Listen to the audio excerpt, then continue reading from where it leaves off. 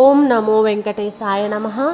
భక్తులకు మరింత మెరుగైన సేవలు అందించాలనే లక్ష్యంతో టీటీడీ ఓ కొత్త ఫీడ్బ్యాక్ విధానాన్ని ప్రారంభించింది.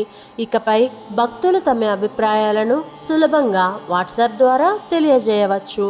తిరుమల మరియు తిరుపతిలోని పలు ప్రాంతాల్లో ఏర్పాటు చేసిన క్యూఆర్ కోడ్లను మొబైల్ ఫోన్ ద్వారా స్కాన్ చేస్తే టీటీడీ అభిప్రాయ సేకరణ పేజీ వాట్సాప్లో ఓపెన్ అవుతుంది.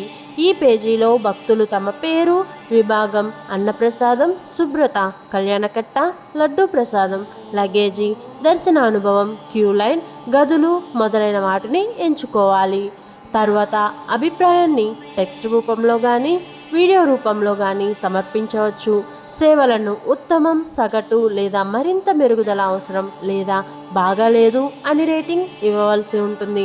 భక్తులు గరిష్టంగా 600 అక్షరాల పరిధిలో అభిప్రాయం టైప్ చేయవచ్చు లేదా వీడియోగా అప్లోడ్ చేయవచ్చు.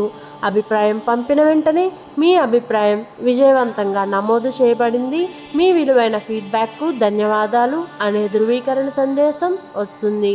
భక్తుల అభిప్రాయాలను టీటీడీ యాజమాన్యం పరిగణలోకి తీసుకొని సేవల ప్రమాణాన్ని మెరుగుపరిచేందుకు తగిన చర్యలు తీసుకుంటుంది.